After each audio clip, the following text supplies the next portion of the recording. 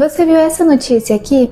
Esse condomínio em Santa Catarina deu o que falar ao proibir relações íntimas após as 22 horas. Pode parecer uma medida engraçada, mas é preciso cautela para não ferir os direitos constitucionais, como o da intimidade e da vida privada. Então, como o síndico pode lidar com barulhos no geral? Regulando o excesso do barulho independentemente da origem, seja por música alta, festas, obras ou outros ruídos. A convenção do condomínio pode determinar um horário do silêncio, que geralmente é entre as 22 e 7 horas da manhã. Procure conversar com o morador e sugerir algumas medidas, como isolamento acústico, e se o problema persistir, pode ser aplicada uma advertência ou uma multa, e em casos extremos, acione as autoridades. Utilize a ferramenta de ocorrências do BR Condomínio para formalizar as reclamações e a ferramenta de comunicados para lembrar as regras de convivência. A mediação digital reduz atritos pessoais,